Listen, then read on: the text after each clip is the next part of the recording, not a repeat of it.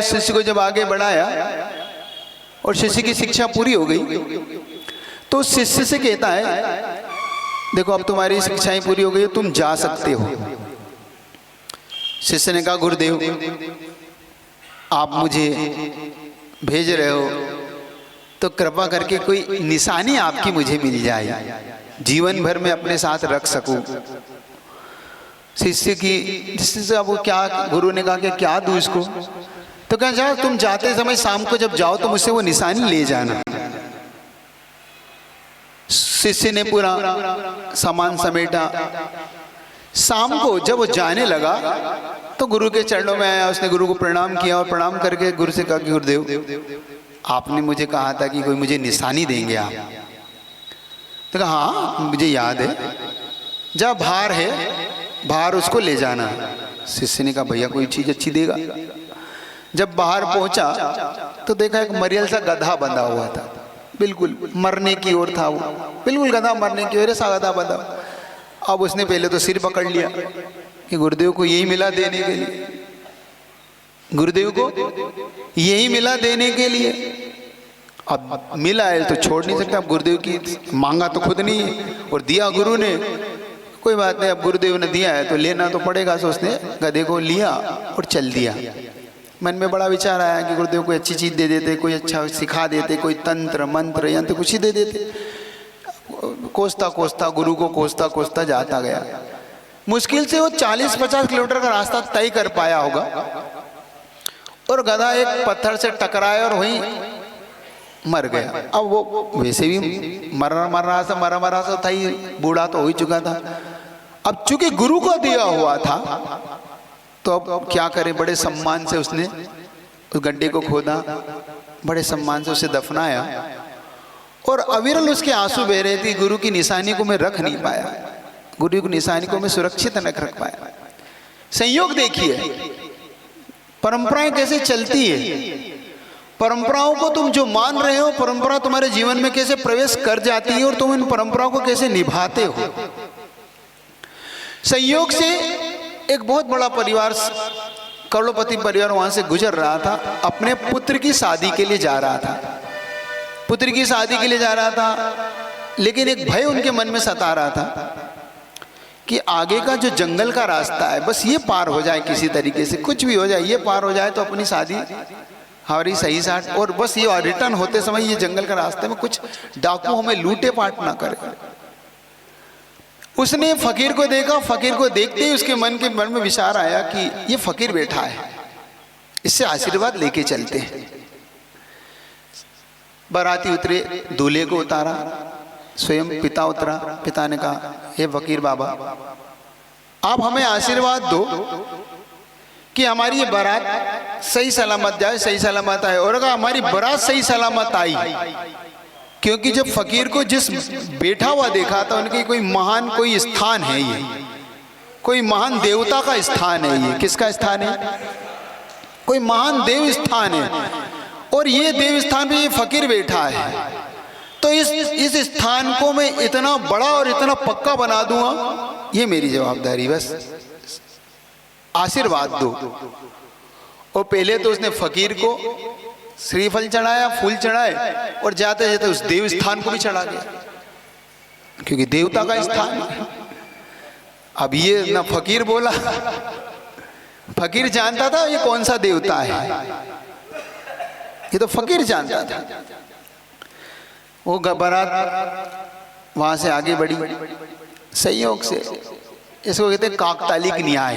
एक न्याय में शब्द आता है काकतालिक न्याय, कि कोई अंधा हो ताली बजा रहा हो और उसके हाथ में कौवा फंस जाए, काकतालिक न्याय। अब अंधे तो कोई कौवा पकड़ नहीं सकता, उसने ऐसे ताली बजा रहा था और उसके हाथ में कौवा फंस गया, उड़ रहा था। बड़ा दुर्लभ होता है ये, कौवा फंस जाए तो बड़ा दुर्लभ चीज थी। काकतालिक न्याय से वो शादी सही सलामत हो गई और वो बारात बिल्कुल सही सलामत लौट आई। और संयोग से वो फकीर बैठा हुआ था, बड़े दुखी तो था ही, तो फकीर आसपास के यहाँ जाता, थोड़ा बहुत भोजन करता और उस स्थान पे आके बैठता उड़ा। अब वो जब बारात लौटी देखा कि इस फकीर का ही आशीर्वाद है। किसका आशीर्वाद है? जैसे तुम्हारे देवताओं का आशीर्वाद तो है ही तुम पे, तुम्हारे किसका आशीर्वाद है? पितृ देवताओं का आशीर्वाद तुम पे बना हुआ है। तुम्हारी छठ पूजा से, तुम्हारी इन सब से तुम्हारे देवताओं का बड़ा आशीर्वाद है। बढ़िया शादी होती ना तुम्हारी, अच्छी शादी होती ना, और नहीं पूजो तो अरे भाई वो तो फिर गड़बड़ हो जाएगी, बहुत बड़ा नुकसान हो जाएगा। हाँ फिर शादी अच्छी नहीं होगी। देखिए उसकी भी शादी बढ़िया हो गई, और उसने बढ़िया स्थान को एकदम पक्का बनाया, गोल घुमा दिया। अब तुम समझ गए क्या बन गई वो? क्या बन गई? हाँ समझ गए ना, मैं मुंह से नहीं बोल रहा हूँ, तुम समझदार हो। बढ़िया बन गई, देव स्थान बन गया, पूजनीय स्थान बन गया, पितृदेव का स्थान, जो तुम चाहो सो बना लो, बन गया। और बन गया, और फिर उसने कहा कि भाई फकीर तो फकीर कहाँ रहेगा, तो फकीर के लिए कमरा बनवा दिया। और जब किसी चीज की एक बार प्रसिद्धि होने लगती है, देखो तुम्हारा काम कहीं से सिद्ध हो जाए तो तुम उसको इतना प्रसिद्ध करते हो, इतना प्रसिद्ध करते हो, अरे वहां जाना तू, बस तू वहां जाना, तेरा काम वहां होगा, मेरा काम तो वहीं हुआ, मैं तो उलझ गया था मेरा, और तुम इतनी इतनी ऊंची फांकते हो, वो तो डाकू मिल गए थे, मेरी तो शादी ऐसी हो गई, और डाकुओं ने भी कुछ नहीं करा। देखो अब उसने भी, सेठ जी ने जब उस फकीर की जब वो बांधी, महिमा मंडन किया, और महिमा मंडन जब कोई करता है तो फिर तो कहना ही क्या। उस महिमा मंडप ने लोगों के दिमागों को इतना इतना घेर लिया कि अब 50-100 लोगों के वहां जाना शुरू हुआ। और होता है देखना, 50-100 में से एकाध का काम होता है ना, हो जाता है सहयोग से एकाध व्यक्ति काम हो जाता है। और 99 लोग का नहीं होता तो कुछ नहीं बोलते, लेकिन एक धूम मचा देता है वो। 99 तो अपने घर चले जाते वो, लेकिन एक अगले 99 को तैयार कर देता है वो। बस उसके साथ ऐसा शुरू हुआ, और वहाँ पे इतनी धूम मचने लगी, उस फकीर की इतनी धूम मचने लगी कि अब तो लाइनें लगने लगी। फकीर समय देने लगा, फकीर झाड़ने लगा, फकीर फूकने लगा, और अब फकीर के तो ये सोने लगे। कोई मोहरे चढ़ा जाता, कोई चांदी की सामान चढ़ा जाता, कोई भोजन चढ़ा जाता। अब फकीर को ना भोजन की चिंता रही, ना कपड़े की चिंता रही, ना घर के, बढ़िया फकीर के ये सोने लगे, लोग पैर दबा रहे, आनंद ही आनंद। अब तो संयोग की बात थी कि ये खबर उसके गुरु तक पहुंच गई।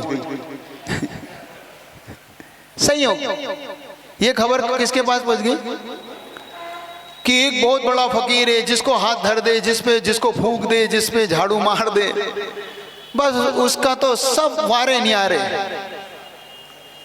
नियारे हो जाते। लोगों में जब ये बात हुजूम होने लगा, हुमर होने लगी, ये रूमर इसका फैलने लगा। जैसे तुम व्हाट्सएप चलाता, चेन तो अभी बनेगी, देखो चेन तो बता रहा हूँ, चेन तो अभी आएगी, वायरल हो गया व्हाट्सएप। और जैसे जैसे जैसे जैसे ये चेन इतनी एक दूसरे से फैलने लगी, उसने कहा भाई, उसके गुरु का मन हुआ मैं भी तो दर्शन कर लूँ, कौन है, कौन ऐसा जीव है, कौन सा ऐसा फकीर है। उसके मन में सही बताऊं क्या भाव आया, मैं भी आशीर्वाद ले लूं उससे, उस गुरु के मन में कि इतना प्रसिद्ध है तो मैं भी उसका आशीर्वाद तो ग्रहण कर लूं। वो पहुंचा, थोड़ा बुजुर्ग था, तो पहुंचते पहुंचते जब पहुंचा, और जैसे उसने उसको देखा, अब वो आदमी अपनी असली उस पे आ जाता है। क्यों रे, आ जाते ना तुम जब अपने वाले से मिलते हो कैसी बात करते हो? क्यों रे, काय रे, कहाँ गाँव थो, क्या कर रहे हो इतने, कहते ना, काय रे पहचानो के रे, पहचान तूने हमें, काय चीन नहीं रहो हमें, तू इतना बड़ा वाला होगा, ऐसे ही बोलते बुंदेलखंड में, काय चीनत में नहीं है तू हमें का। जब कोई बड़ा आदमी बन जाता है ना आपके यहाँ, आज ही बनिया आओ बताओ, हमें पहचान तक रहो, कल हमारे इतने पढ़ो हतो, हमें आप पहचान चीन तक नहीं रहो, जो देखो तो जो एक औकात तो देखो, हैं गर्रा रहो, नर्रा रहो है, जो गर्रा रहो है का, ऐसे ही कहते ना तुम लोग। अब देखो मैं तुम्हारी भाषा वाला नहीं हूँ तो कहीं चूक हो तो तुम संभाल लेना भैया। वो ऐसे ही होता है, जो जिस भाषा का नहीं उसकी मुख से अच्छी लगती है, क्योंकि वो उल्टा सीधा बोलता। तो जब उसने उससे कहा क्यों तू यहाँ क्या कर रहा है, तो उसने कहा कि अरे गुरुदेव आप आइए आइए, पधारिए पधारिए। कब आए, कब पधारे, क्या हुआ? उसने बड़ा सम्मान से किया। लोगों ने देखा कि अरे ये तो इसके गुरु हैं। जब उसने कहा कि गुरु है तो भाई कोई बात नहीं, उस गुरु का सम्मान हुआ। लोगों ने बड़ा आदर से सम्मान से उस गुरु का चरण छुए। तो उसने एक चीज पूछी उसके गुरु ने, क्यों रे, तू ये बता, तू इतना बड़ा प्रसिद्ध कब से हो गया और ये क्या चीज है?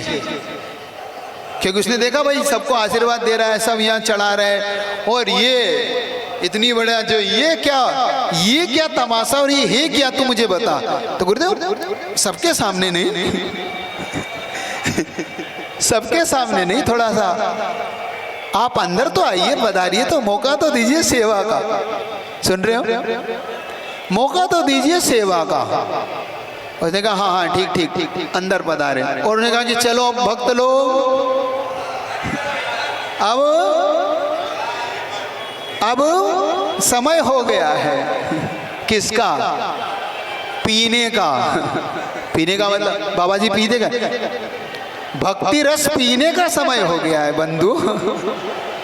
हाँ वो तुम गलत मत ले जा रहे, तुम पीने से तुम गलत ले लो। अब ये तुम्हारा ये चलेगा, कितनी देर चलेगा? तुम्हें आपको सुनाई पड़ रहा है?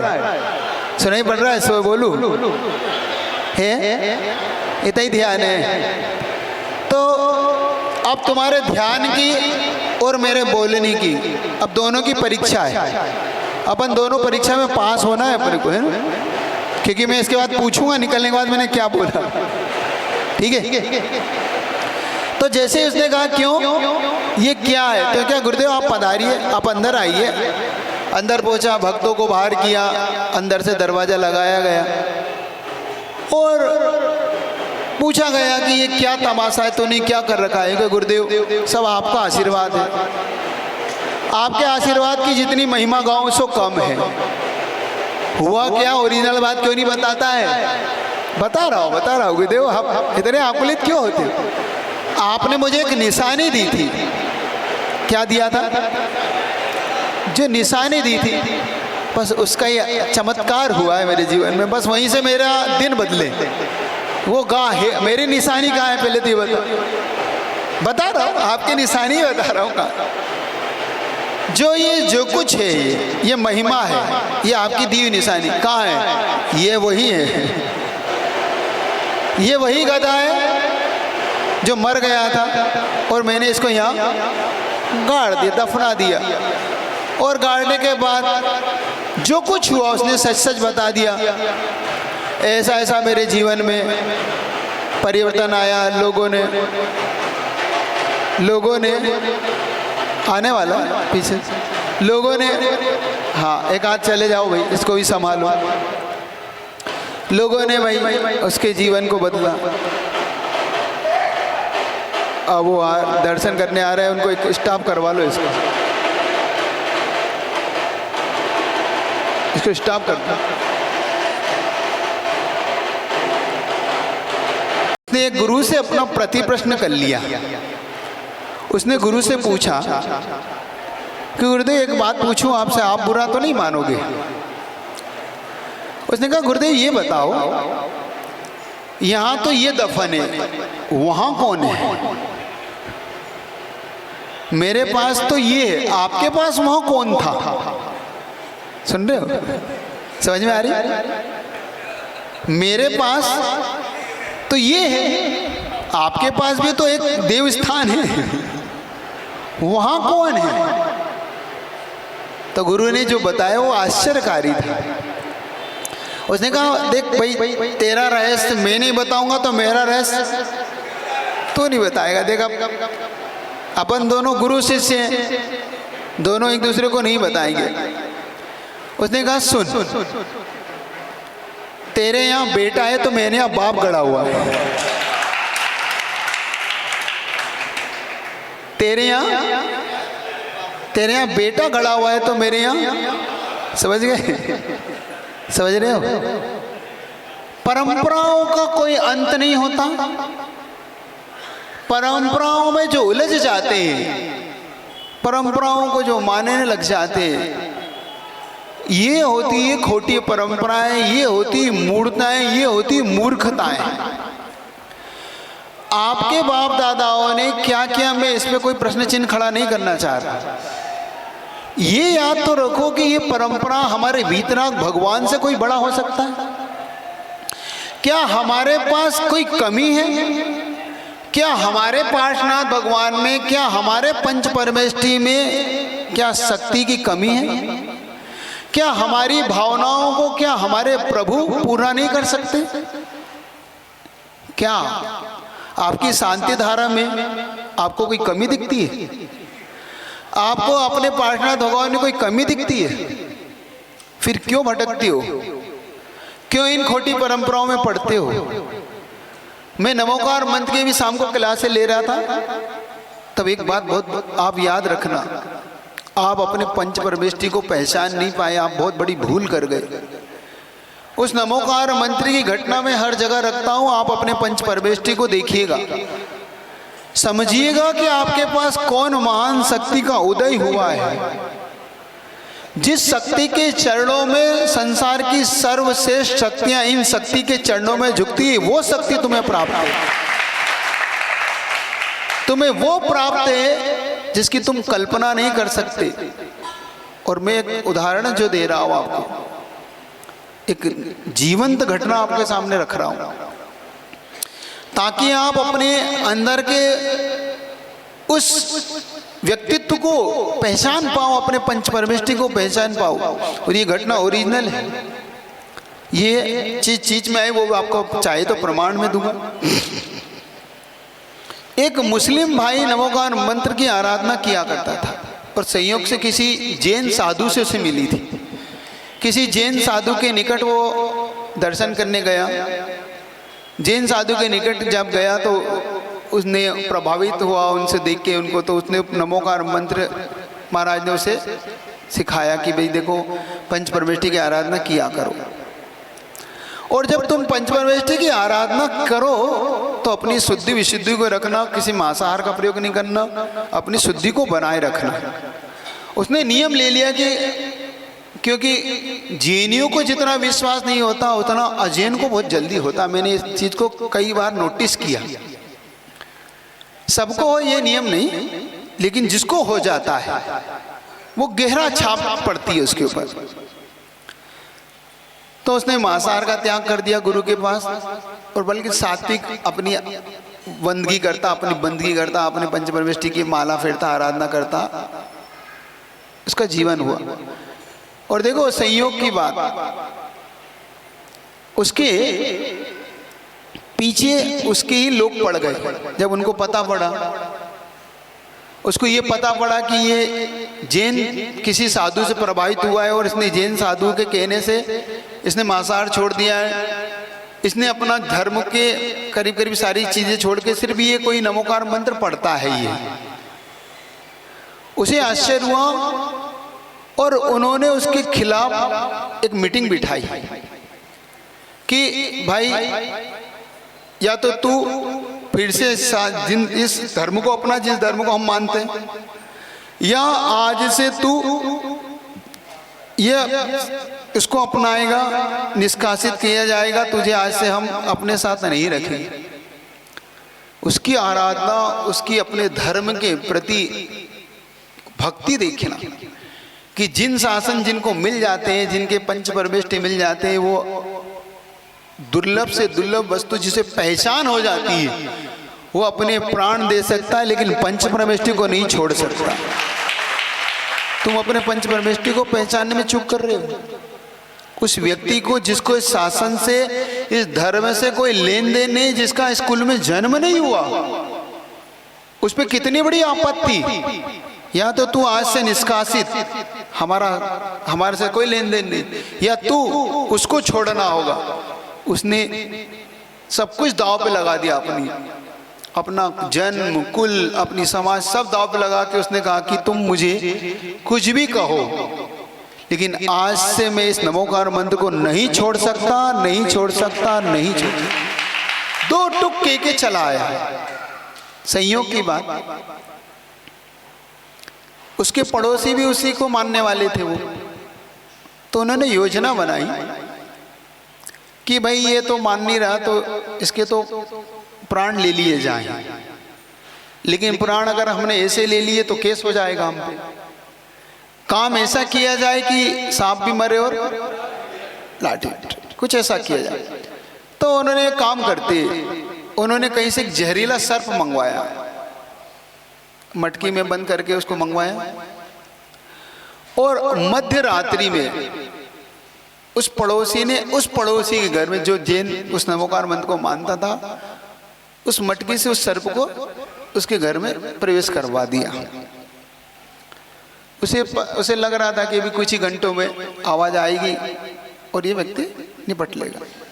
संयोग देखो, वो सर्प उस व्यक्ति के पलंग के आसपास चक्कर लगाता रहा, लेकिन उसके पास नहीं गया, निकट नहीं गया। क्यों?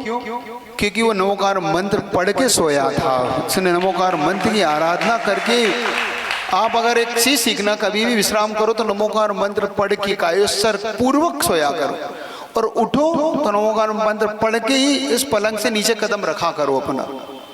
वो व्यक्ति ऐसे ही करता था। सर्प उस पलंग के आसपास घूमता रहा, उसकी निगाह भी पड़ी तो वो थोड़ा सा डरा भी कि भी ये सर्प है। लेकिन उसने कहा भैया मुझे मारना तो है नहीं, क्योंकि वो नमोकार मंत्र तो गुरु से प्रभावित था, उसने मारा नहीं उसने। लेकिन उसने पुनः भैया माला फेरो, नमोकार मंत्र पढ़ा, और सर्प अपने आप ही उस पलंग को छोड़ के कहीं रास्ते से निकल गया। उसकी सांस में सांस आई, फ्री हुआ। देखो, जो दूसरे के लिए गड्ढा खोदता है कैसे गड्ढे में गिरता है। उसे तो नमोकार मंत्र ने बचा लिया। सुबह हुई, उसे लगा, पड़ोसी को लगा क्या बात है, कुछ भी नहीं है। उसने थोड़ा झांका, वो बिल्कुल ठीक ठाक है। उसने कहा कुछ नहीं हुआ ऐसे। अब उसने भाई कहा कि देखो सांप आया था। उसने बताया सबको कि भाई सांप आया था। अब पड़ोसी डरे कि सांप गया कहाँ, ये सांप गया कहाँ। और वो सांप उसके घर में गया जिसने छोड़ा था, और संयोग से उसके बेटे को काट लिया। उसके बेटे को काटा, उसके बेटे को काट के वो बेटा का देहांत हो गया। उसको इतना दुख हुआ जो नमोकार पढ़ता था कि देखो, पूछा कि भाई तुम्हारे बेटा का कैसे काटा। तो उसने कहा कि भाई ये सांप तो तुम्हारे लिए मैंने छोड़ा था, ये सांप तो तुम्हारे लिए मैंने छोड़ा था, लेकिन तुम्हारा मंत्र का प्रभाव है कि इस सांप ने मेरे ऊपर ही वार कर दिया। इसी मंत्र का प्रभाव देखो कि इस सांप ने तुम्हें कुछ नहीं करा। समझ रहे हो अपने पंच परमेष्टि को? समझ रहे हो अपने पंच नमोकार मंत्र की कीमत जान रहे हो? अगर थोड़ा सा तुम्हें अपने नमोकार मंत्र में इतना विश्वास, इतनी आस्था अंदर से प्रकट हो जाएगी ना जिस दिन, उस दिन ये नमोकार मंत्र तुम्हारे लिए हर वो वस्तु दे सकता है, हर वो चीज तुम्हारे लिए दे सकता है। लेकिन एक बात शर्त, दवाई तब काम करेगी जब तुम अपत्य को छोड़ दोगे। सीधा सा सिद्धांत है आयुर्वेद का, जो पथ्य खाता है उसे औषधि की आवश्यकता नहीं, जो अपथ्य खाता है उसे भी औषधि की आवश्यकता नहीं। अपथ्य मतलब बीमार हो और उसके साथ इमली खा रहे हो, बुखार है, तुम खटाई खा रहे हो, नींबू खा रहे हो, ये अपथ्य कहलाता है। परहेज जिसको आप बोलते हो। क्यों? क्योंकि दवाई भी काम नहीं करेगी। तुम दवाई ले भी लोगे और उसके साथ इमली खटाई खा रहे हो तो तुम्हें दवाई काम ही नहीं करेगी। क्यों? क्योंकि वो दवाई के साथ तुम उसका विरोधी तत्व ले रहे हो। और अगर तुम पथ्य का सेवन कर रहे हो तो भी दवाई, क्योंकि तुम्हें पथ्य ले रहे हो और पथ्य को छोड़ दिया तो अपने आप धीरे धीरे ठीक हो जाओ। तो इसलिए मेरा कहना है तुमसे कि तुम दोनों काम मत करो। एक तरफ तो तुम नमोकार मंत्र पढ़ते हो और एक तरफ तुम पितृ देवी देवताओं के चक्कर में पड़ जाते हो। उन देवी देवताओं का पढ़ के तुम अपने सबसे ज्यादा सम्यक दर्शन को इतना तुम चोट पहुंचा देते हो, तो अपने मिथ्यात्व में इतने पड़ जाते हो, इतने घोर मिथ्यात्व में चले जाते हो कि तुम्हें 70 कोड़ा कोड़ी की ऐसी मिथ्यात्व का बंद हो जाता है और ऐसे नरक आयु का तुम्हें बंद हो जाता है। सिर्फ छोटी छोटी चीजों के लिए तुम छोटी छोटी इसमें भटक जाते हो। आप अपने बात को समझो तो महाराज फिर हम पितृ देवताओं को छोड़े कैसे, इनसे हम फ्री कैसे होना चाहते हो कि पहले ये बताओ, पहले जो मानते हो वो छोड़ना चाहते हो कि नहीं इनको? पहले तो अपने छोड़ने का मन बनाओ, क्योंकि आपके सम्यक दर्शन से बढ़ के कोई वस्तु नहीं होती, आपके नमोकार मंत्र से बढ़ के कोई वस्तु नहीं होती। पहले तो आप ये अपना ध्येय पहले समझो। तो हम पहले ये तो समझ लें कि हम इस मिथ्यात्व को अगर नहीं छोड़ेंगे तो हमारा होगा क्या। पहले इस मिथ्यात्व से ऊपर उठने का मन बना लो आप सब। तुम लोग कैसे कैसे मिथ्यात्व करते हो, देखना तुम क्या क्या करते हो। अभी निकलोगे मंदिर से तो निकलते जितने भी मंदिर पड़ेंगे, अरियंत का पड़े, सिद्ध का पड़े, इनका पड़े, उनका पड़े, तुम तो वहां पढ़ोगे ही पढ़ोगे। कहीं यूं करोगे, कहीं यूं करोगे, कहीं यूं करते मिलोगे, कहीं अबे भाई हारने तो मैं आ रहा हूँ, हारने पे भी आ रहा हूँ। देखना था कोई आज सोमवार रहेगा तो पानी चढ़ाता हूँ मिलेगा, मंगलवार को सिंदूर लगाता मिलेगा, शनिवार को तेल लगाता मिलेगा। अरे तुम तेल किनको लगा रहे? जिनको लगाना था उनको लगा नहीं रहे। थोड़ा तेल पिताजी के पैर में लगा दिया होता तो किसी को तेल नहीं लगाना पड़ता। माता पिता के पैर में थोड़ा तेल की मालिश की होती ना तुमने कभी, तो तुम्हें किसी देवी देवताओं को तेल नहीं चढ़ाना पड़ता ना, लगाना पड़ता। तुम्हारा दुर्भाग्य, जिनको लगाना उन्हें तो लगाते नहीं हो, और जिनको चढ़ाने से। और उस तेल का होता क्या है ये और समझ लो, बेचते नहीं, ये उसकी कचौरी खाते हैं। हाँ, ध्यान रखना। जिनको तुम शनिवार को चढ़ाते हो ना वो तेल, उसकी भी घटना बता दे तो उसका होता क्या है। हाँ, और तुम्हें बड़ा टेस्ट आता है उसका, क्योंकि वो तेल भगवान का चढ़ा हुआ, जो भगवान से लग के आ रहा है उसकी तो महिमा ही क्या है। वो तेल शुद्ध होटलों पे बिकता है, जिसको तुम धर्म मान के चढ़ाते हो। अब मूर्खता और मूढ़ताओं की हद है तुम्हारी। जिस तेल को तुम चढ़ाया उसी तेल से उसने तुम्हें कचौरी तल दी, उसी तेल से तुम्हें समोसे बना दिए। देखो तो तुम्हारी हालत तो देखो। और तुम कह रहे हो हमारी साड़ी साथ है दूर। क्या दूर हो गई? तुम्हें साड़ी साथी लगती है, ढाइया लगती है, अढ़ाइया लगती है, काल सर्प योग लगता है, सर्प योग लगता है ना? होते हैं ना? किसी को काल सर्प योग सता रहा है, किसी को साढ़े साथी सता रही है, किसी पे गुरु की तिरछी नजर, वक्र निगाह पड़ी हुई है। अरे तुम चिंता क्यों कर रहे हो? तुम पे विद्यासागर जी की निगाह पड़ी है, तुम्हें कौन से किसकी निगाह, तुम पे कौन सी वक्र निगाह करेंगे? तुम पे आचार्य श्री की निगाह पड़ चुकी है, तुम किसकी निगाह पे पड़े हो? इसकी वक्र नगमस्त दृष्टि और इसकी वक्र दृष्टि, कुंडली दिखाते फिरते हो, कुंडली नचाते फिरते हो। समझ तो लो, ये होगा क्या इन चीजों से? तुम इन चक्करों में मत पड़ो, ना काल सर्व योग के चक्कर में, किसी के चक्कर मत लगाओ, किसी के चक्कर में मत आओ। ये तुम्हें पतन के गड्ढे में ले जाएगी। किसी ये काल सर्व में क्यों, क्या होता है? अब तेल वाली समझ ली तुमने, पहले तेल से निपट लो। तुम्हारी साड़ी साथियां समझ ली। तो आज से तेल चढ़ाना, तेल लगाना शुरू।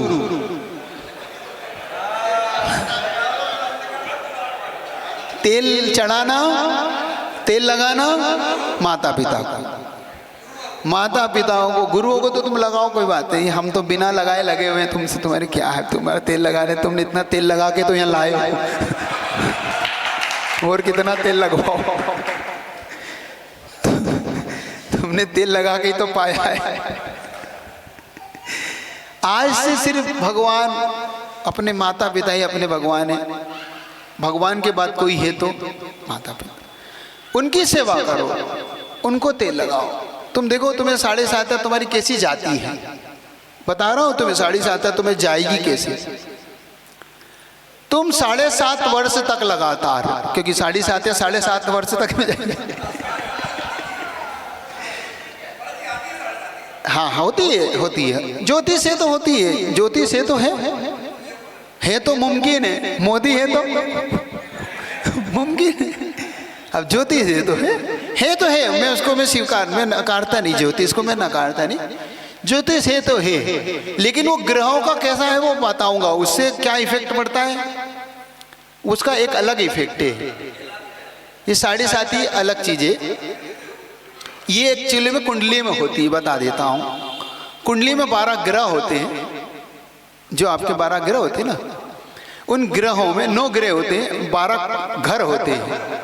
उन 12 ग्रहों में 9 ग्रहों को स्थापित किया जाता है। उन ग्रहों पे जब शनि का कोई ऐसा प्रभाव होता है, ये हर के साथ होता है, ये किसी व्यक्ति ने हर जीवन में ये चलती है कुंडलियां अलग अलग, इसका एक फेर होता है, ये घूमता है, जैसे सूर्य घूमता ना आपका, एक सूर्य घूमता है, एक चंद्रमा घूमता है। 15 दिन में चंद्रमा लौटता है, आप देखेंगे, जिसको आप बोलते हैं ना अमावस्या और पूर्णिमा, और 24 घंटे में सूर्य घूमता है। ऐसे ही इस कुंडली में ये घूमते हैं ग्रह आपके। तो ये इनके वर्ष होते हैं, अब ज्यादा इसके डिटेल में नहीं जा रहा आपके पास। इनके वर्ष होते हैं, तो हर जीवन में एक बार वो घूम के आता है, तो अपना प्रभाव, अब अलग अलग कुंडलियों में अलग अलग प्रभाव होता है उसका प्रभाव जिसके ऊपर जैसा पड़ता है, तो उस ग्रह का इस ग्रह से जब संबंध बनता है तब वो 7.5 बनती है। ये अच्छी भी होती है, बुरी भी होती, बुरी हो ऐसा मत मान लेना। ये किसी को तो ये उतना ऊंचा ले जा सकती है, इतनी ऊंची ले जाती है कि राजयोग बना देती है, और किसी को राजा से फकीर बनाने की शक्ति रखती है। लेकिन सारा काम पुण्य पाप पे डिपेंड करता है। मैंने बता दिया ना कि पुण्य आत्मा को तो राजयोग में ले जाती है, और पाप आत्मा को राज से फकीर बना देती है। तो काम पुण्य पाप का ही है। आप खुद सोचो, एक ही नगर में, एक ही अस्पताल में, एक ही वार, एक ही समय, एक ही नक्षत्र में जन्मा हुए व्यक्ति भी राजा होते हैं और वो उसके फकीर होते हैं, वही उसके भिखारी हो जाते हैं। ऐसे योग मिलेंगे कहीं आपको? भाई क्या अंतर आया? एक ही अस्पताल में जन्मा था, कुंडली भी एक से मिलने में थोड़ा सा अंतर आएगा, उनकी कुंडली में पुण्य पाप का अंतर आएगा। अंतर दे बता दूंगा कहाँ आएगा, बता रहा हूँ अंतर क्या होगा। जैसे मान लो उनकी राशि बदल जाती है कभी कभी,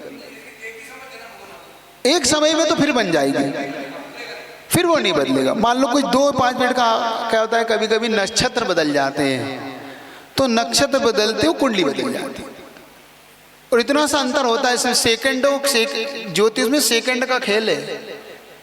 ज्योतिष सेकंड को भी अपने मायने में रखता है। तो मान लो थोड़ा सा भी आगे भाई, फिर क्यों? क्योंकि सारे पुण्य पाप यहाँ से है, सारा खेल यहाँ से चलता है।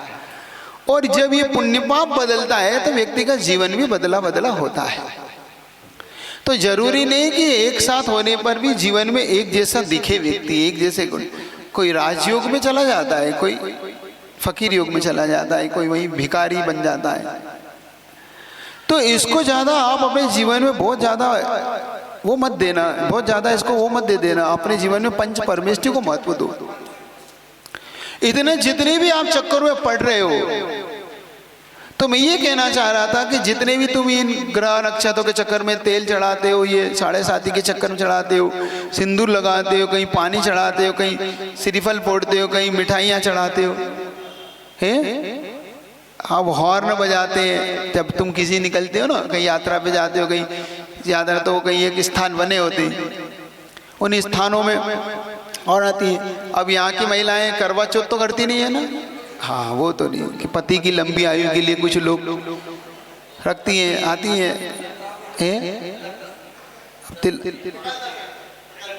तिकल दसवीं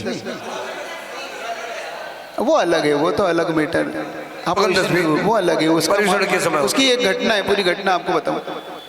तो अपने जीवन में सबसे पहले इस मिथ्यात्व से आप लोग ऊपर उठना। मिथ्यात्व का अर्थ होता है विपरीत, मिथ्यात्व का होता है उल्टा। हमारे जीवन में जब जब हम उल्टी चाल चलने लगते हैं, उल्टी दिशा में बढ़ जाते हैं, तब तब हमारे पुण्य को सबसे ज़्यादा हम क्षति पहुंचा देते हैं।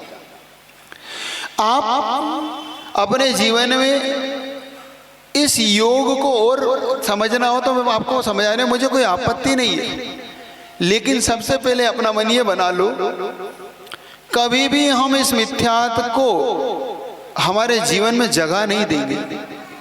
मैं आपको एक ऐसी व्यक्ति से मिलवाऊंगा, आप कभी वो मेरे दर्शन करने आएगा। विदिशा की घटना, संयोग से आचार्य भगवान ने 2014 में रामटेक से हम लोग को विदिशा भेजा था।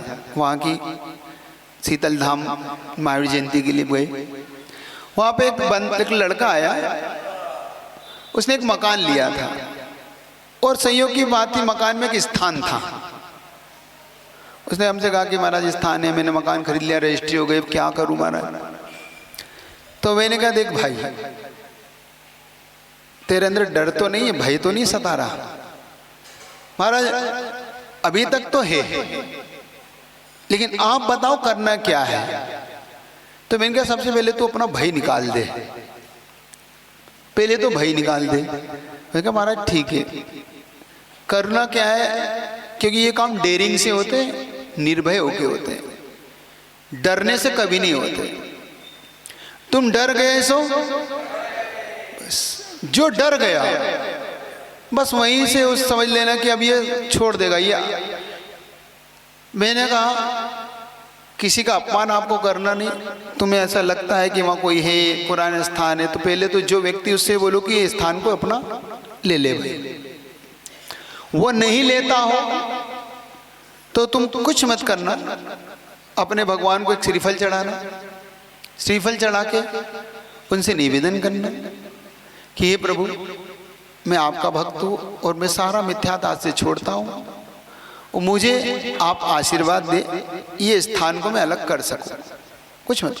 उसने भगवान को श्रीफल चढ़ाया, स्थान पर जाके उसने अपना श्रीफल भेंट किया कि जो भी हो हमें क्षमा करें, हम आपको नहीं पूछ पाएंगे क्योंकि हम वीतराग भगवान के भक्त हैं, आपको जो मानते थे। और स्थान को उसने उठाया और पानी में अपना विसर्जित कर दिया। उसके बाद जब वो मिला मुझे, मैंने कहा भाई आप कैसा लग रहा है? क्योंकि महाराज जी संसार की सबसे बड़ी संकट से मैं उभर के बाहर आ गया, ना मुझे आज तक कभी किसी प्रकार का भय है, ना मुझे आज तक मेरे परिवार में कोई संकट आया। क्यों? क्योंकि हम विधि से करते कोई भी चीज, विधि से आप उस विधि को कर लें। तो अगर आपके अंदर थोड़ा सा भी भय सता रहा हो, आपके अंदर लगता हो, थोड़ा सा भी मन में ये शंका सुबह हो रहा हो कि हमारा क्या होगा, कुछ नहीं होगा।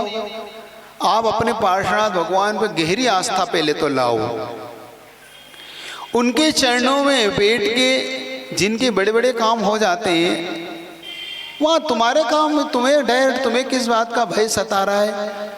मुझे तो आश्चर्य हो रहा है इस बात का।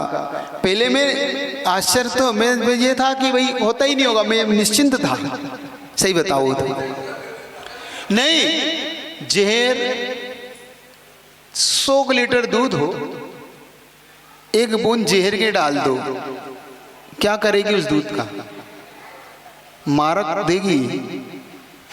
आंशिक भी मिथ्यात्व, आंशिक भी आपके सम्यक दर्शन को मिथ्यात्व में बदल देगा। महाराज हम तो साल में हम तो एक बार पूछते हैं, नहीं साल में शादी आती है जब। हाँ आप माइक ले लो, प्रश्न खुला मंच है, आप चाहोगे तो खुले मंच से इसको मैं परमिशन देता हूं कि कल से इस पे चर्चा करूंगा, आप जितनी चाहोगे उतनी। कई जगह देखते हैं कि बीमारी अगर हो जाती है तो झाड़ा फूकी करने जाता है कि वहाँ पर ऐसे झाड़ेंगे तो ठीक हो जाते हैं।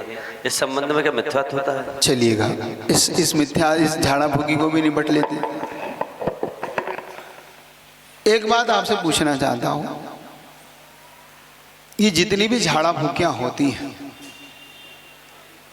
इनको किन चीजों से फूका जाता है? या तो नीम की उससे फूकते हैं, नीम की उससे उतारते, देखना अधिकतम इसका वैज्ञानिक रीजन भी देखना और उनके फूकने का तरीका भी देखना। कुछ लोग किसी से फूकता है, कोई लोग किसी से फूकते हैं, ये अपना उनका अपना मैटर हो सकता है वो कैसे फूकते हैं। ये जो झाड़ा फूकियाँ होती हैं, जो आप जाते हैं झाड़ा फूकी कराने, क्या वास्तव में इनसे कुछ देखा जाता है? इसके साथ किसी दवाई का प्रयोग भी किया जाता है आपके जीवन में कि नहीं? किसी झाड़ फूकी से ठीक हो जाते हैं?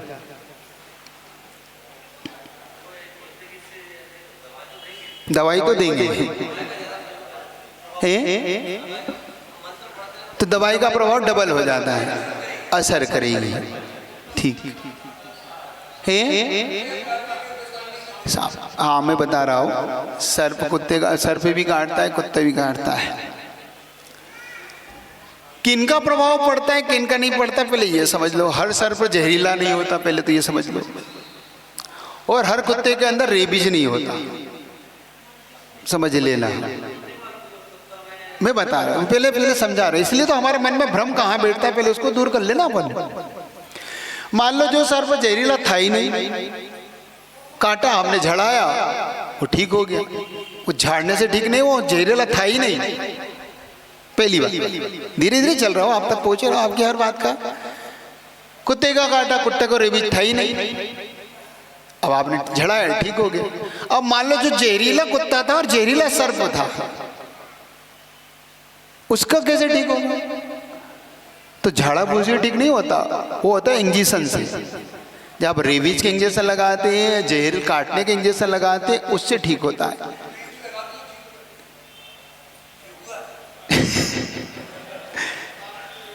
सर्प जहरीला था ही नहीं ना।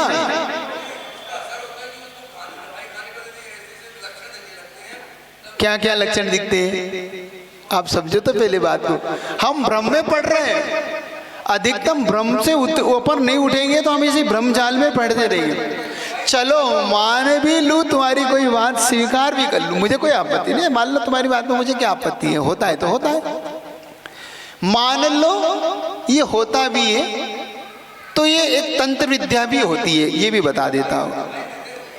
ये दवाई में जड़ी बूटी होती है, वो जड़ी बूटी सर्प को जहर उतारने की तो होती है। अरे उसने इंजेक्शन दिया डॉक्टर ने, इसने जड़ी बूटी दी, क्योंकि सर्प को उतारने की जड़ी बूटियां आती हैं। ये कोई ऐसी बात नहीं कि जड़ी बूटी नहीं मिलती हो।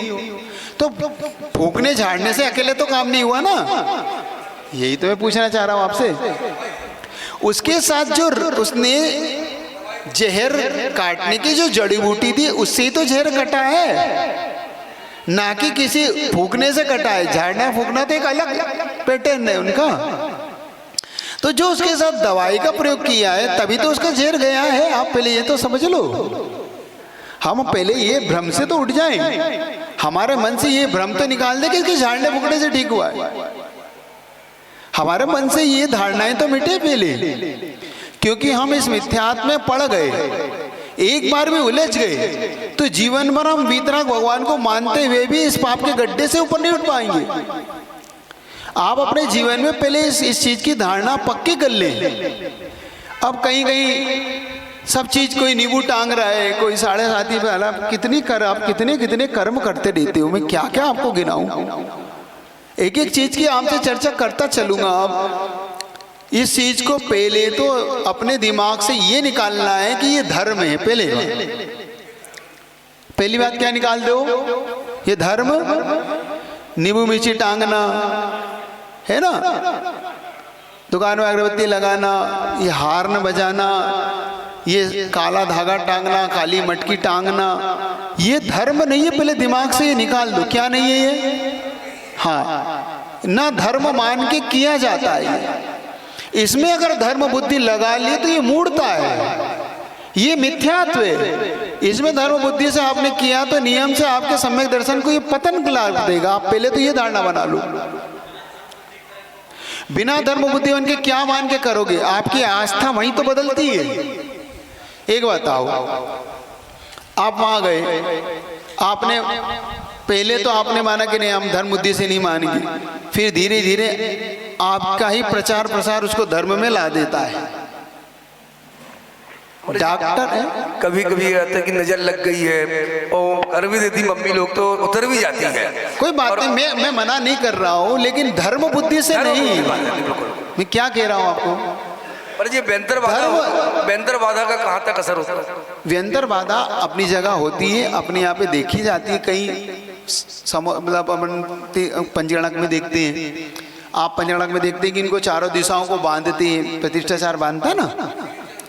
हाँ आता है। अगर प्रतिष्ठाचार सही नहीं है, प्रतिष्ठाचार थोड़ी चूक कर जाए तो आ जाता है, उनके ऊपर भी प्रभाव डालते हैं, देखा जाता है। इसको ऊपरी बोलते हैं, भीतरी बोलते हैं, जो भी आप बोलते हैं, लेकिन 99% तो फेंक है। 1% कोई है तो है, 99% नहीं होती। ये आप देख लेना। ये परेशान इसलिए रहते हैं कि जो भी झाड़ा फूकी करता है, ये तंत्र विद्याएं करता है, इसमें सबसे बड़ा उनका परेशानी का कारण होता है मंत्र की सिद्धि। जब जो कोई मंत्र की सिद्धि करेगा तब उसका अधिष्ठाता देव को उसे साधना होगा।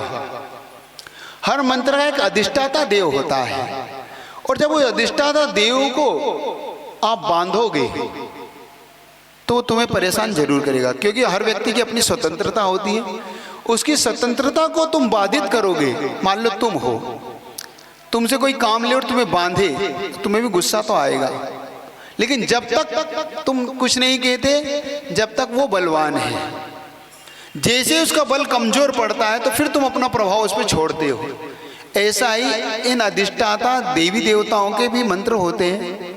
आपने सुना भी होगी घटना कि जब धरसेन स्वामी के पास मुनि महाराज, 2 मुनि महाराज गए, नरवाहन और सुबुद्धि नाम के, जिनका नाम बुद्धबदी और पुष्पदंत पड़ा। उनको मुनि महाराज ने दिया था ना मंत्र दिया था। उस मंत्र को सिद्ध करने के लिए 2 देवियां आई थी, होती ना। अब तो आपको दिमाग में आ गई मैं क्या कहना चाह रहा हूं। ऐसे ही जब उन मंत्रों के अधिष्ठाता देवी देवताओं को जो इस भाव से मंत्र को आप पढ़ो अपने ध्यान के लिए, अपने आत्म कल्याण के लिए, तब तक कोई दिक्कत नहीं। मंत्रों को तुमने अपनी सिद्धि के लिए अगर तुमने प्रयोग कर लिया तो उसका जो अधिष्ठाता देव होता है वो तुम्हें परेशान कर सकता है, इसलिए वो परेशान होते हैं। और अपने आचार्यों का ऐसे व्यक्ति का अकाल मरण, नियम से अकाल मरण होगा, या फिर उसका मरण बिगड़ेगा। या तो अकाल मरण होगा, उसका एक्सीडेंट में मरते हैं ऐसे लोग किसी बीमारियों से मरते हैं, अकाल में चले जाते हैं ऐसे लोग। ऐसे कई लोगों के उदाहरण आपको मिले। या फिर वो जब मरेगा तो तड़प के मरता है, वो उसका मरण अच्छा नहीं होता। जो लोग तंत्र मंत्र में पड़ जाते हैं, तंत्र विद्याओं में पड़ जाते हैं, उनके कभी अच्छे मरण नहीं होते, उनकी कभी समाधियां नहीं होती, चाहे वो साधु हो चाहे फिर श्रावक हो। मेरा आप सबसे कहना है, कभी भी इन मंत्र विद्याओं में नहीं उलझना, अपने जीवन को कभी इनमें मत डालना, क्योंकि ये मंत्र विद्याएं आपको ले डूबेगी। इनके चक्कर में मत पड़ना। आचार्य भगवान कई बार कह चुके हम लोगों से कि आप साधना करो, लेकिन कभी किसी देवी देवताओं के चक्कर में मत पड़ना, किसी तंत्र मंत्र में मत पड़ना। कोई भी साधक इस चक्कर में ना पड़े। इसलिए मैं आपसे एक बात कही कि अपनी बात को पूरी कर देता हूं। जो मैंने कहा कि 99% लोग सिर्फ फेक होते हैं। आपने पूज्य सुधाचार्य महाराज से ये उदाहरण जरूर सुना होगा, आपको सुना के अपनी बात पूरी करता हूं।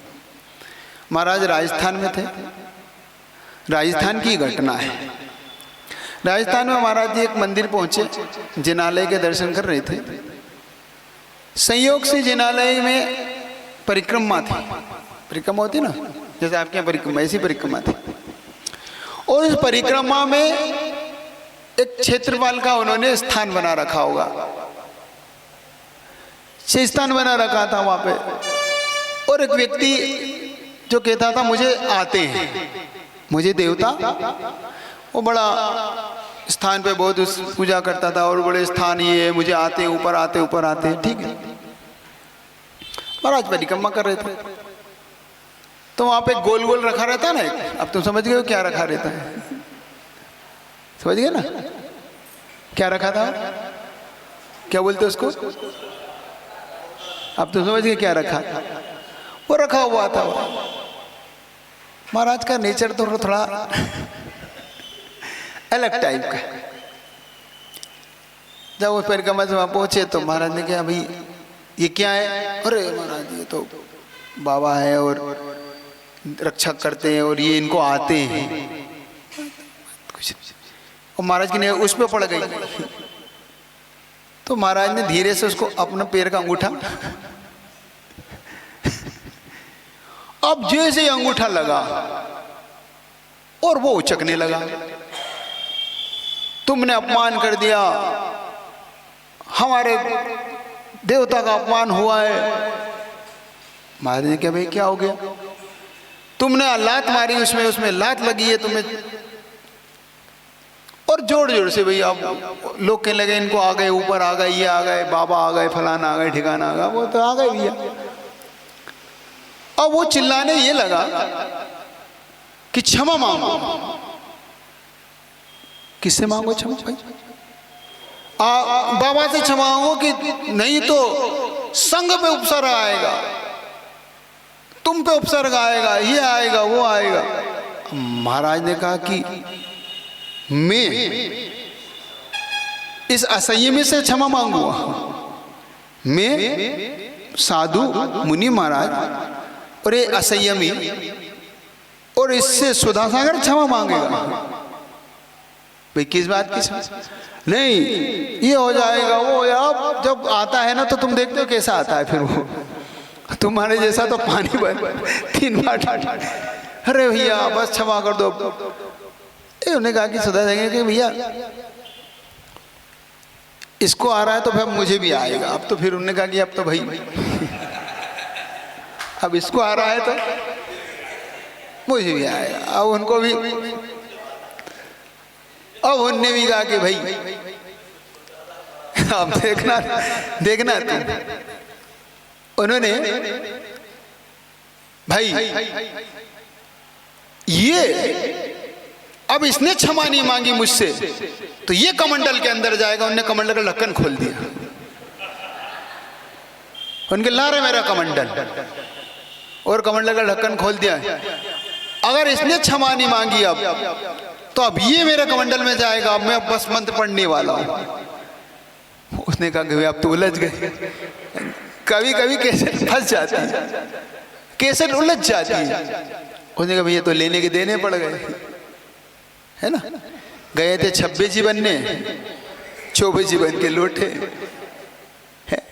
24 जी 26 जी बनने गए थे, दुबे जी बन के लौटे। वही बात उसके साथ। अब वो घबराया जो चकरा था इतनी देर से, ये हो जाएगा, वो हो जाएगा। उसने कहा ध्यान रख, तूने सुधा सागर को छेड़ा और तू जानता नहीं मैं कौन हूं। अब मैं आचार्य विद्यासागर का चेला। देख देख अब तू किस इस कमंडल में कैसा बंद होता है, जीवन भर के लिए तुझे बंद करता हूं। उसकी तो हालत अब होने का भाई ऐसा ना हो कि सही में वो घबराया और उसने साष्टांग सुधा सागर जी के चरणों में सिर रखा। माफ कर दो महाराज, माफ कर दो महाराज, गलती हो गई, गलती हो गई। अब देखो ओरिजिनल घटना कैसी घटती है। उसने कहा कि माफ कर दो। तो महाराज ने पूछा एक बात बता, सच सच बोल, मेरे से सच बोल, तुझे कुछ आता है कि नहीं? तू ये ड्रामे जो कर रहा है, तू जितना उचक रहा है, सच बोल तुझे आता है कुछ? उसने कहा महाराज मुझे कुछ नहीं आता, मुझे कोई ऊपरी भीतरी कुछ नहीं होता। सुन रहे हो आप लोग? 99% लोग कैसी तुम्हें उलझाते हैं। तुम किन किन के चक्करों में पड़ जाते हो, कैसे अपने जीवन को बर्बाद करते हो। ये बर्बादों की घटना तो मेरे पास लिस्ट है, लोग कैसे बर्बाद हुए इन तांत्रिकों के चक्करों में, इन मांत्रिकों के चक्कर में, इन गंडा ताबीजों के चक्कर में। कैसे लोगों ने अपना जीवन खोया है, संपत्ति खोई, अपनी इज्जत खोई। समय रहते तुम्हें बताऊंगा ये चीज, क्योंकि मैंने तुम्हें खुला मंच दिया है। महाराज ने कहा कि देख तुझे कुछ नहीं आता, तू इतने लोगों को ठगता है, तुझे शर्म नहीं आती? तुझे शर्म नहीं आती ऐसा करते हुए? महाराज नहीं करूंगा, आज से आपके हाथ जोड़ता हूँ, पैर जोड़ता हूँ, लेकिन मुझे बंद मत करता बस। क्या मत करना, मुझे इस कमंडल से बचा लो बस आप। माना कि देख अब कमंडल खुला है और एक बार छतरी की तलवार निकल जाए तो वो तो फिर वो तो बिना खून पिए अब कोई ना कोई तो इसमें जाएगा। और घबराया कि अब ये नियम से कुछ करेंगे अब।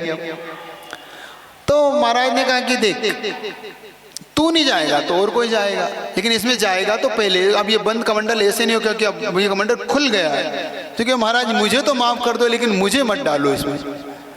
जी को एक काम कर, किसी से कहा पास में खड़ा जा लौंग लेके आ,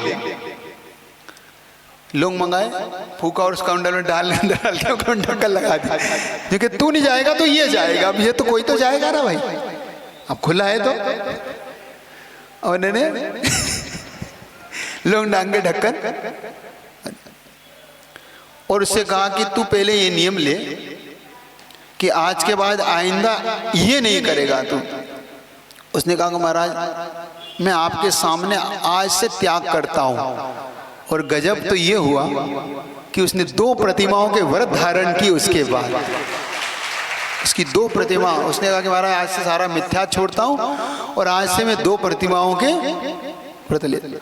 मेरा आपसे इतना ऐसा ही कहना है, आज से आप लोग अपनी धारणाएं बनाएंगे, किसी तांत्रिक किसी मांत्रिक के चक्कर में आज से नहीं पड़ेंगे।